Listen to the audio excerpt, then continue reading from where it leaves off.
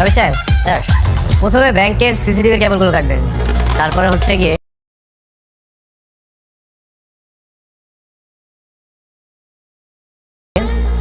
Emergency অ্যালার্মের কেবলগুলো কাটবেন।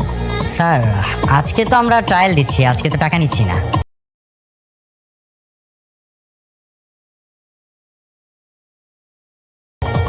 আজকে টাকা নিচ্ছি।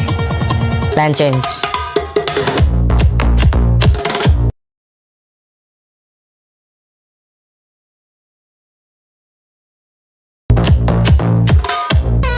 আমরা ডাকাতি করতে আসছি না, উপকার করতে আসছি।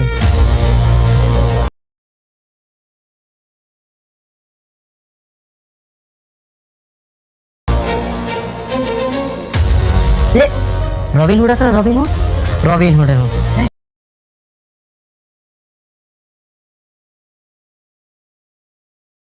আপনারা জানেন এটা কার ব্যাংক? এটা মন্ত্রী সাহেবের ব্যাংক। আপনাদের রবিনহুডগিরি বের করে দিবে।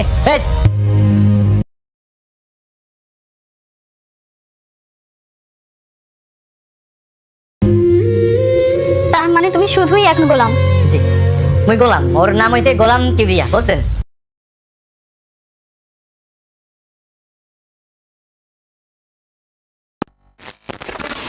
একটা মেয়ে আত্মহত্যা করেছে, একটা পরিবার রাস্তায় নেমেছে, আর একজন মন্ত্রী তখনও ভাবছে ক্ষমতা দিয়ে সব ধামাচাপা দেওয়া যাবে।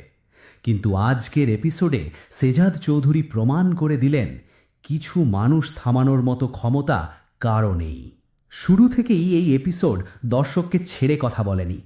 জনসম্মুখে অর্থমন্ত্রী জুনায়েদ চৌধুরীকে ক্ষমা চাইতে বাধ্য করার দৃশ্যটা দিয়ে যেভাবে গল্প এগিয়েছে, তাতে প্রথম মিনিট থেকেই বোঝা যায় আজকের পর্বটা শুধু আরেকটা এপিসোড না, এটা একটা টার্নিং পয়েন্ট। একজন ক্ষমতাবান মানুষ যে কখনো মাথা নত করেনি, তাকে জনতার সামনে দাঁড় করানো, এই কনসেপ্টটাই এত ভারী যে দর্শক হিসেবে আপনি সহজে এই এপিসোড থেকে চোখ সরাতে পারবেন না। আর এখানেই সেজাদ চৌধুরীর চরিত্রটা একদম নতুন উচ্চতায় পৌঁছায়। এতদিন যাকে আমরা দেখেছি ব্যক্তিগত জীবনের টানাপোড়েনে জর্জরিত হতে, আজ তাকে দেখা গেল একজন প্রকৃত নেতার ভূমিকায়, যে শুধু নিজের প্রতিশোধ নিয়ে ভাবে না, বরং সমাজের নিপীড়িত মানুষদের পাশে দাঁড়ায়। বস্তিবাসীদের সেই আর্তনাদের দৃশ্যটা আসলে এই এপিসোডের ইমোশনাল হার্ট। কাসেম ভাই, রহিম, জাবেদের মতো সাধারণ মানুষদের গল্প, লোনের নামে প্রতারণা, সুদের বোঝা, আর সবশেষে একটা মেয়ের আত্মহত্যার মতো মর্মান্তিক পরিণতি, এই পুরো সিকোয়েন্সটা এতটাই বাস্তব ঘেঁষা যে মনে হয় না এটা কোনো নাটকের দৃশ্য, বরং মনে হয় আমাদের চারপাশেই ঘটে যাওয়া কোনো ঘটনা। বৃদ্ধ চাচার চরিত্রে যিনি অভিযোগ জানানোর দৃশ্যটা করেছেন, তার কণ্ঠের কাঁপুনি আর চোখের জল মিলিয়ে এই ছোট্ট স্ক্রিন টাইমেও তিনি এমন একটা ছাপ রেখে গেছেন যা সহজে ভোলার নয়। এই ধরনের সাপোর্টিং ক্যারেক্টারদের পারফরমেন্স আসলে একটা নাটকের প্রাণ, আর এই এপিসোডে সেটা পুরোপুরি কাজ করেছে। জুনায়েদ চৌধুরীর চরিত্রটা নিয়ে আলাদা করে বলতেই হয়। ক্ষমতার দম্ভে অন্ধ একজন মানুষ যে নিজের অন্যায় স্বীকার করার বদলে উল্টো প্রতিশোধের হুমকি দিতে থাকে। এই চরিত্রায়নটা যতটা বিরক্তিকর, ততটাই প্রয়োজনীয়। একজন ভালো ভিলেন সবসময় গল্পের হিরোকে আরও উজ্জ্বল করে তোলে, আর এখানে ঠিক সেটাই হয়েছে। আমার গায়ে জুতো মারা হয়েছে, এর শাস্তি সবাইকে পেতে হবে, এই ধরনের সংলাপে যে অহংকার আর প্রতিহিংসা পরায়ণতা ফুটে উঠেছে, সেটা দর্শকের মনে সত্যিকারের ক্ষোভ তৈরি করতে সক্ষম হয়েছে। আর এটাই তো একটা ভালো পারফরমেন্সের লক্ষণ, যখন আপনি চরিত্রটাকে ঘৃণা করেন কিন্তু অভিনয়ের প্রশংসা না করে পারেন না। তবে এই এপিসোডের সবচেয়ে ইন্টারেস্টিং সাবপ্লট হলো রিশাদ আর ফাতেমার সম্পর্কের অংশটা। রিশাদ চরিত্রটা এখানে এতটাই ধূর্ত আর নীচ মানসিকতার যে দেখতে দেখতে গা জ্বলে যায়, আর সেটাই প্রমাণ করে অভিনেতা তার কাজটা ঠিকঠাক করছেন। ফাতেমাকে ব্ল্যাকমেইল করে টাকা আদায়ের দৃশ্যগুলোতে যে মানসিক চাপ, ভয় আর অসহায়ত্ব ফুটে উঠেছে ফাতেমার চরিত্রে, সেটা সত্যিই প্রশংসনীয়। আমি অনেক কষ্টে আমার হারানো সংসার ফিরে পেয়েছি, এই লাইনটা বলার সময় তার কণ্ঠে যে আকুতি ছিল, সেটা দর্শকের মনে সহানুভূতি জাগায়। কিন্তু একই সাথে এই সাবপ্লটটা একটা বড় প্রশ্নও তুলে ধরে। সেজাদ কি সত্যিই কিছু জানে না, নাকি সামনে আরও বড় কোনো টুইস্টের অপেক্ষা করছে আমাদের জন্য? এই অনিশ্চয়তাটাই দর্শককে পরবর্তী এপিসোডের দিকে টেনে নিয়ে যাওয়ার মূল হাতিয়ার। এবার আসি সেজাদ চৌধুরীর পারিবারিক দৃশ্যগুলোর কথায়। গোলাম থেকে সেজাদ চৌধুরী হয়ে ওঠার যে যাত্রা, সেটা এই এপিসোডে আরেকবার নতুন করে সামনে আনা হলো যখন সে পুরনো শ্বশুর বাড়িতে যায়। এখানে একটা দারুণ কন্ট্রাস্ট তৈরি করা হয়েছে। একদিকে তার আগের পরিবার যারা তাকে ছোট চোখে দেখত, আর এখন তার প্রতাপ দেখে হিংসায় জ্বলছে, আর অন্যদিকে তার বর্তমান পরিবার যারা তাকে নিঃস্বার্থ ভালোবাসা দেয়। এই গোলামকে দিয়ে আমি কত গোলামি করিয়েছি, এই সংলাপের মধ্য দিয়ে পুরনো পরিবারের হীনমন্যতা আর ঈর্ষা একদম স্পষ্টভাবে ফুটে ওঠে। এই দৃশ্যটা শুধু নাটকীয়তার জন্য না, বরং সেজাদের চরিত্রের বিনয় আর আত্মমর্যাদার মিশেলটা দেখানোর জন্যও গুরুত্বপূর্ণ। সে প্রতিশোধ নিতে পারত, কিন্তু তার বদলে শুধু বলে যায় সরি ফর এভরিথিং। এই ছোট্ট সংলাপটাই আসলে চরিত্রের গভীরতা বুঝিয়ে দেয়। মায়ের চরিত্রটাও এই এপিসোডে একটা আলাদা মাত্রা যোগ করেছে। ছেলের জন্য দোয়া করা, দুশ্চিন্তায় কাতর হয়ে পড়া, এই আবেগময়ী দৃশ্যগুলো পারিবারিক বন্ধনের যে উষ্ণতা তুলে ধরে, সেটা পুরো এপিসোডের ভারী প্লটের মাঝে একটা স্বস্তির জায়গা তৈরি করে। বিশেষ করে যখন সেজাদ তার মাকে বলে, আমার কাছে আমার দুনিয়া হচ্ছে আমার মেয়ে, আমার স্ত্রী আর আমার মা, এই লাইনটা শুনতে শুনতে মনে হয় এই মানুষটা যতই শক্তিশালী হোক না কেন, তার শিকড়টা এখনও পরিবারেই গাঁথা। এবার একটু হালকা মেজাজের প্রসঙ্গে আসি। ব্যাংক ম্যানেজারের সাথে সেই মজার কথোপকথনের দৃশ্যটা। এই এপিসোডে এত টেনশন আর ইমোশনাল ড্রামার মাঝে এই কমিক রিলিফটা একদম পারফেক্ট টাইমিংয়ে এসেছে।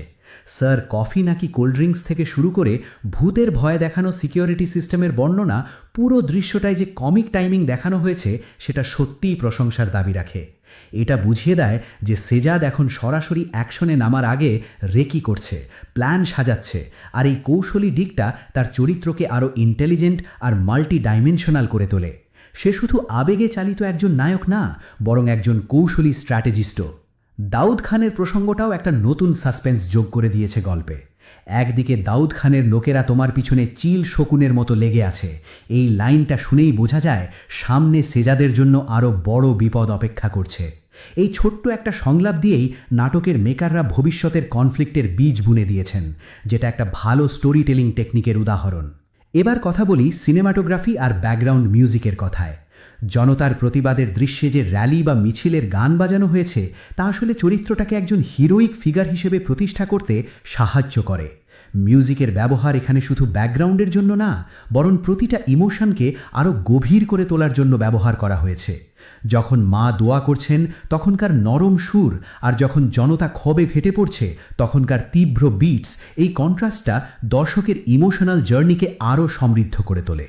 সামগ্রিকভাবে বলতে গেলে আজকের এপিসোডটা একই সাথে সামাজিক ইস্যু, পারিবারিক ড্রামা, রোম্যান্টিক টেনশন আর সাসপেন্স, এই চারটে এলিমেন্টকে দারুণভাবে মিশিয়ে দিয়েছে। প্রতিটা চরিত্র তার নিজের জায়গায় শক্তিশালী পারফরমেন্স দিয়েছে, আর গল্পের গতিও এমনভাবে সাজানো হয়েছে যে একটা মুহূর্তের জন্য বোরিং লাগে না। বিশেষ করে যেভাবে সামাজিক অন্যায়ের বিরুদ্ধে সাধারণ মানুষের কণ্ঠস্বরকে তুলে ধরা হয়েছে, সেটা শুধু বিনোদনের জন্য না, বরং একটা মেসেজও বহন করে। ক্ষমতা যতই বড় হোক না কেন, একদিন না একদিন জনগণের কাঠগড়ায় তাকে দাঁড়াতেই হবে। এই এপিসোডের শেষটা যেভাবে করা হয়েছে, তাতে পরের এপিসোডের জন্য দর্শকের আগ্রহ তুঙ্গে থাকবে, এটা নিশ্চিত। সেজাদ কি সত্যিই ব্যাংক লুট করতে পারবে? রিশাদের ব্ল্যাকমেলের পরিণতি কি হবে? ফাতেমার সত্যিটা কি একদিন সেজাদের কাছে বেরিয়ে আসবে? দাউদ খানের হুমকি কতটা বাস্তব রূপ নেবে? এই সব প্রশ্নের উত্তর জানার জন্য পরের এপিসোডের অপেক্ষায় থাকতে হবে। সব মিলিয়ে বলা যায় এই এপিসোডটা নাটকের গল্পে একটা গুরুত্বপূর্ণ টার্নিং পয়েন্ট। চরিত্রগুলোর গভীরতা, অভিনয়ের মান আর গল্প বলার স্টাইল, সব কিছু মিলিয়ে এটা এমন একটা এপিসোড যেটা মিস করার মতো না। যদি আপনি এখনও এই সিরিজটা দেখা শুরু না করে থাকেন, তাহলে আজই সময় এটা দেখার। একটা মেয়ে আত্মহত্যা করেছে, একটা পরিবার রাস্তায় নেমেছে, আর একজন মন্ত্রী তখনও ভাবছে ক্ষমতা দিয়ে সব ধামাচাপা দেওয়া যাবে। কিন্তু আজকের এপিসোডে সেজাদ চৌধুরী প্রমাণ করে দিলেন কিছু মানুষ থামানোর মতো ক্ষমতা কারও নেই। শুরু থেকেই এই এপিসোড দর্শককে ছেড়ে কথা বলেনি। জনসম্মুখে অর্থমন্ত্রী জুনায়েদ চৌধুরীকে ক্ষমা চাইতে বাধ্য করার দৃশ্যটা দিয়ে যেভাবে গল্প এগিয়েছে, তাতে প্রথম মিনিট থেকেই বোঝা যায় আজকের পর্বটা শুধু আরেকটা এপিসোড না, এটা একটা টার্নিং পয়েন্ট। একজন ক্ষমতাবান মানুষ যে কখনো মাথা নত করেনি, তাকে জনতার সামনে দাঁড় করানো, এই কনসেপ্টটাই এত ভারী যে দর্শক হিসেবে আপনি সহজে এই এপিসোড থেকে চোখ সরাতে পারবেন না। আর এখানেই সেজাদ চৌধুরীর চরিত্রটা একদম নতুন উচ্চতায় পৌঁছায়। এতদিন যাকে আমরা দেখেছি ব্যক্তিগত জীবনের টানাপোড়েনে জর্জরিত হতে, আজ তাকে দেখা গেল একজন প্রকৃত নেতার ভূমিকায়, যে শুধু নিজের প্রতিশোধ নিয়ে ভাবে না, বরং সমাজের নিপীড়িত মানুষদের পাশে দাঁড়ায়। বস্তিবাসীদের সেই আর্তনাদের দৃশ্যটা আসলে এই এপিসোডের ইমোশনাল হার্ট। কাসেম ভাই, রহিম, জাবেদের মতো সাধারণ মানুষদের গল্প, লোনের নামে প্রতারণা, সুদের বোঝা আর সবশেষে একটা মেয়ের আত্মহত্যার মতো মর্মান্তিক পরিণতি, এই পুরো সিকোয়েন্সটা এতটাই বাস্তব ঘেঁষা যে মনে হয় না এটা কোনো নাটকের দৃশ্য, বরং মনে হয় আমাদের চারপাশেই ঘটে যাওয়া কোনো ঘটনা। বৃদ্ধ চাচার চরিত্রে যিনি অভিযোগ জানানোর দৃশ্যটা করেছেন, তার কণ্ঠের কাঁপুনি আর চোখের জল মিলিয়ে এই ছোট্ট স্ক্রিন টাইমেও তিনি এমন একটা ছাপ রেখে গেছেন যা সহজে ভোলার নয়। এই ধরনের সাপোর্টিং ক্যারেক্টারদের পারফরমেন্স আসলে একটা নাটকের প্রাণ, আর এই এপিসোডে সেটা পুরোপুরি কাজ করেছে। জুনায়েদ চৌধুরীর চরিত্রটা নিয়ে আলাদা করে বলতেই হয়। ক্ষমতার দম্ভে অন্ধ একজন মানুষ যে নিজের অন্যায় স্বীকার করার বদলে উল্টো প্রতিশোধের হুমকি দিতে থাকে, এই চরিত্রায়নটা যতটা বিরক্তিকর ততটাই প্রয়োজনীয়। একজন ভালো ভিলেন সবসময় গল্পের হিরোকে আরও উজ্জ্বল করে তোলে, আর এখানে ঠিক সেটাই হয়েছে। আমার গায়ে জুতো মারা হয়েছে, এর শাস্তি সবাইকে পেতে হবে, এই ধরনের সংলাপে যে অহংকার আর প্রতিহিংসা পরায়ণতা ফুটে উঠেছে, সেটা দর্শকের মনে সত্যিকারের ক্ষোভ তৈরি করতে সক্ষম হয়েছে। আর এটাই তো একটা ভালো পারফরমেন্সের লক্ষণ, যখন আপনি চরিত্রটাকে ঘৃণা করেন কিন্তু অভিনয়ের প্রশংসা না করে পারেন না। তবে এই এপিসোডের সবচেয়ে ইন্টারেস্টিং সাবপ্লট হলো রিশাদ আর ফাতেমার সম্পর্কের অংশটা। রিশাদ চরিত্রটা এখানে এতটাই ধূর্ত আর নীচ মানসিকতার যে দেখতে দেখতে গা জ্বলে যায়, আর সেটাই প্রমাণ করে অভিনেতা তার কাজটা ঠিকঠাক করছেন। ফাতেমাকে ব্ল্যাকমেইল করে টাকা আদায়ের দৃশ্যগুলোতে যে মানসিক চাপ, ভয় আর অসহায়ত্ব ফুটে উঠেছে ফাতেমার চরিত্রে, সেটা সত্যিই প্রশংসনীয়। আমি অনেক কষ্টে আমার হারানো সংসার ফিরে পেয়েছি, এই লাইনটা বলার সময় তার কণ্ঠে যে আকুতি ছিল, সেটা দর্শকের মনে সহানুভূতি জাগায়।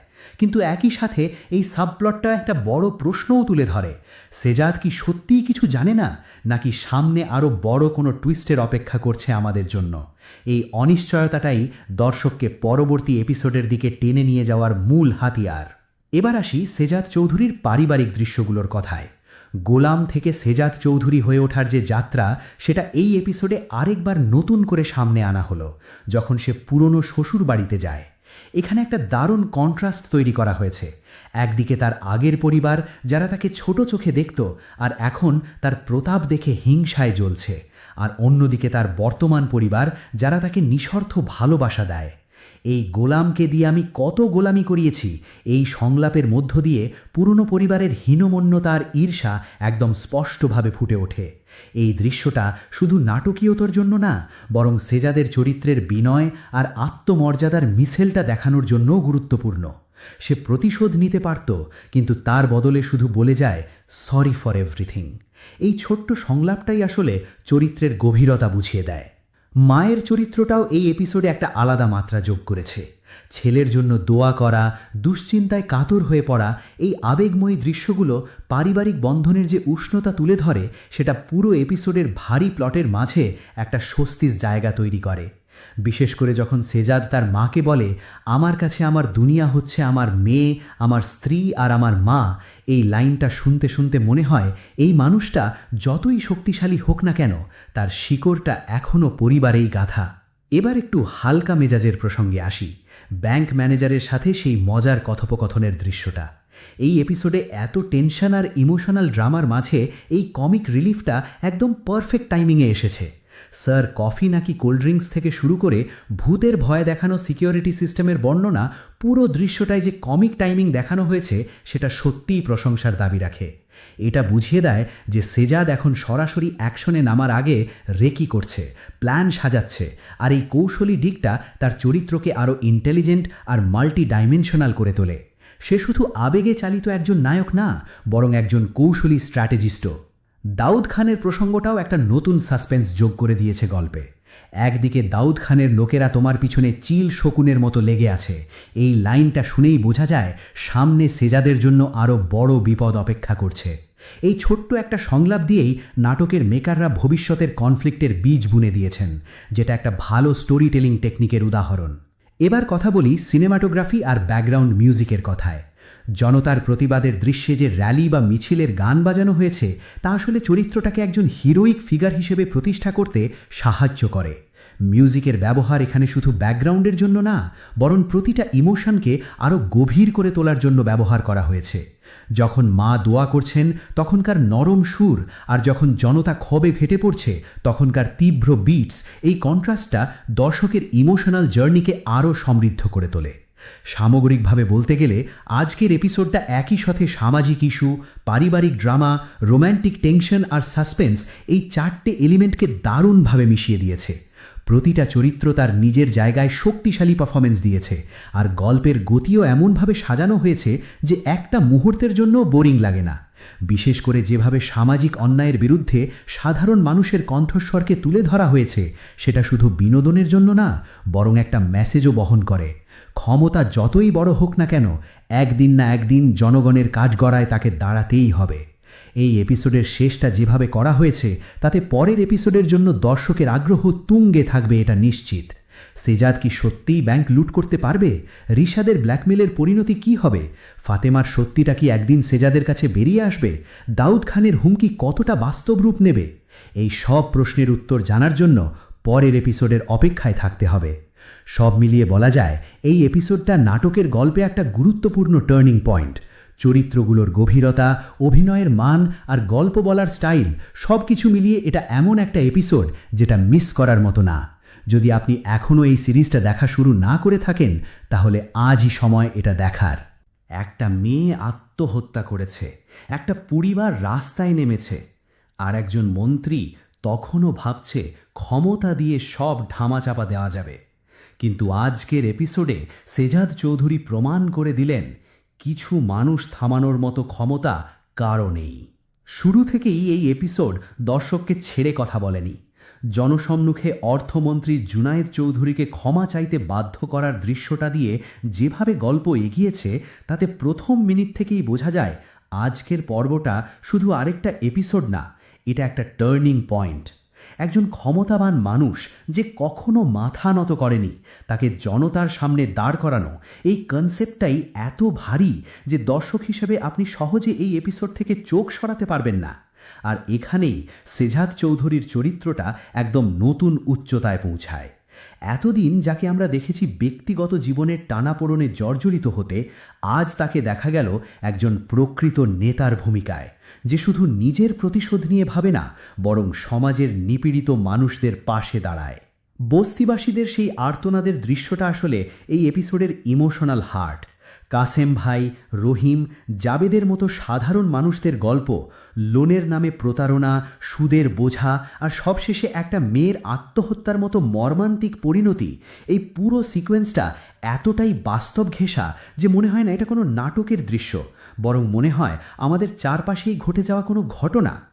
বৃদ্ধ চাচার চরিত্রে যিনি অভিযোগ জানানোর দৃশ্যটা করেছেন, তার কণ্ঠের কাঁপুনি আর চোখের জল মিলিয়ে এই ছোট্ট স্ক্রিন টাইমেও তিনি এমন একটা ছাপ রেখে গেছেন যা সহজে ভোলার নয়। এই ধরনের সাপোর্টিং ক্যারেক্টারদের পারফরমেন্স আসলে একটা নাটকের প্রাণ, আর এই এপিসোডে সেটা পুরোপুরি কাজ করেছে। জুনায়েদ চৌধুরীর চরিত্রটা নিয়ে আলাদা করে বলতেই হয়। ক্ষমতার দম্ভে অন্ধ একজন মানুষ যে নিজের অন্যায় স্বীকার করার বদলে উল্টো প্রতিশোধের হুমকি দিতে থাকে। এই চরিত্রায়নটা যতটা বিরক্তিকর ততটাই প্রয়োজনীয়। একজন ভালো ভিলেন সবসময় গল্পের হিরোকে আরও উজ্জ্বল করে তোলে, আর এখানে ঠিক সেটাই হয়েছে। আমার গায়ে জুতো মারা হয়েছে, এর শাস্তি সবাইকে পেতে হবে, এই ধরনের সংলাপে যে অহংকার আর প্রতিহিংসা পরায়ণতা ফুটে উঠেছে, সেটা দর্শকের মনে সত্যিকারের ক্ষোভ তৈরি করতে সক্ষম হয়েছে। আর এটাই তো একটা ভালো পারফরমেন্সের লক্ষণ, যখন আপনি চরিত্রটাকে ঘৃণা করেন কিন্তু অভিনয়ের প্রশংসা না করে পারেন না। তবে এই এপিসোডের সবচেয়ে ইন্টারেস্টিং সাবপ্লট হলো রিশাদ আর ফাতেমার সম্পর্কের অংশটা। রিশাদ চরিত্রটা এখানে এতটাই ধূর্ত আর নীচ মানসিকতার যে দেখতে দেখতে গা জ্বলে যায়, আর সেটাই প্রমাণ করে অভিনেতা তার কাজটা ঠিকঠাক করছেন। ফাতেমাকে ব্ল্যাকমেইল করে টাকা আদায়ের দৃশ্যগুলোতে যে মানসিক চাপ, ভয় আর অসহায়ত্ব ফুটে উঠেছে ফাতেমার চরিত্রে, সেটা সত্যিই প্রশংসনীয়। আমি অনেক কষ্টে আমার হারানো সংসার ফিরে পেয়েছি, এই লাইনটা বলার সময় তার কণ্ঠে যে আকুতি ছিল সেটা দর্শকের মনে সহানুভূতি জাগায়। কিন্তু একই সাথে এই সাবপ্লটটা একটা বড় প্রশ্নও তুলে ধরে, সেজাদ কি সত্যিই কিছু জানে না, নাকি সামনে আরও বড় কোনো টুইস্টের অপেক্ষা করছে আমাদের জন্য? এই অনিশ্চয়তাটাই দর্শককে পরবর্তী এপিসোডের দিকে টেনে নিয়ে যাওয়ার মূল হাতিয়ার। এবার আসি সেজাদ চৌধুরীর পারিবারিক দৃশ্যগুলোর কথায়। গোলাম থেকে সেজাদ চৌধুরী হয়ে ওঠার যে যাত্রা, সেটা এই এপিসোডে আরেকবার নতুন করে সামনে আনা হলো যখন সে পুরনো শ্বশুর বাড়িতে যায়। এখানে একটা দারুণ কন্ট্রাস্ট তৈরি করা হয়েছে। একদিকে তার আগের পরিবার যারা তাকে ছোট চোখে দেখত, আর এখন তার প্রতাপ দেখে হিংসায় জ্বলছে, আর অন্যদিকে তার বর্তমান পরিবার যারা তাকে নিঃস্বার্থ ভালোবাসা দেয়। এই গোলামকে দিয়ে আমি কত গোলামি করিয়েছি, এই সংলাপের মধ্য দিয়ে পুরনো পরিবারের হীনমন্যতা আর ঈর্ষা একদম স্পষ্টভাবে ফুটে ওঠে। এই দৃশ্যটা শুধু নাটকীয়তার জন্য না, বরং সেজাদের চরিত্রের বিনয় আর আত্মমর্যাদার মিশেলটা দেখানোর জন্যও গুরুত্বপূর্ণ। সে প্রতিশোধ নিতে পারত, কিন্তু তার বদলে শুধু বলে যায় সরি ফর এভরিথিং। এই ছোট্ট সংলাপটাই আসলে চরিত্রের গভীরতা বুঝিয়ে দেয়। মায়ের চরিত্রটাও এই এপিসোডে একটা আলাদা মাত্রা যোগ করেছে। ছেলের জন্য দোয়া করা, দুশ্চিন্তায় কাতর হয়ে পড়া, এই আবেগময়ী দৃশ্যগুলো পারিবারিক বন্ধনের যে উষ্ণতা তুলে ধরে, সেটা পুরো এপিসোডের ভারী প্লটের মাঝে একটা স্বস্তির জায়গা তৈরি করে। বিশেষ করে যখন সেজাদ তার মাকে বলে, আমার কাছে আমার দুনিয়া হচ্ছে আমার মেয়ে, আমার স্ত্রী আর আমার মা, এই লাইনটা শুনতে শুনতে মনে হয় এই মানুষটা যতই শক্তিশালী হোক না কেন, তার শিকড়টা এখনও পরিবারেই গাঁথা। এবার একটু হালকা মেজাজের প্রসঙ্গে আসি। ব্যাংক ম্যানেজারের সাথে সেই মজার কথোপকথনের দৃশ্যটা। এই এপিসোডে এত টেনশন আর ইমোশনাল ড্রামার মাঝে এই কমিক রিলিফটা একদম পারফেক্ট টাইমিংয়ে এসেছে। স্যার কফি নাকি কোল্ড ড্রিঙ্কস থেকে শুরু করে ভূতের ভয় দেখানো সিকিউরিটি সিস্টেমের বর্ণনা, পুরো দৃশ্যটায় যে কমিক টাইমিং দেখানো হয়েছে সেটা সত্যিই প্রশংসার দাবি রাখে। এটা বুঝিয়ে দেয় যে সেজাদ এখন সরাসরি অ্যাকশনে নামার আগে রেকি করছে, প্ল্যান সাজাচ্ছে, আর এই কৌশলী দিকটা তার চরিত্রকে আরও ইন্টেলিজেন্ট আর মাল্টি ডাইমেনশনাল করে তোলে। সে শুধু আবেগে চালিত একজন নায়ক না, বরং একজন কৌশলী স্ট্র্যাটেজিস্টও। দাউদ খানের প্রসঙ্গটাও একটা নতুন সাসপেন্স যোগ করে দিয়েছে গল্পে।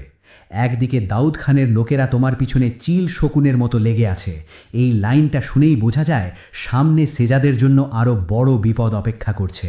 এই ছোট্ট একটা সংলাপ দিয়েই নাটকের মেকাররা ভবিষ্যতের কনফ্লিক্টের বীজ বুনে দিয়েছেন, যেটা একটা ভালো স্টোরি টেলিং টেকনিকের উদাহরণ। এবার কথা বলি সিনেমাটোগ্রাফি আর ব্যাকগ্রাউন্ড মিউজিকের কথায়।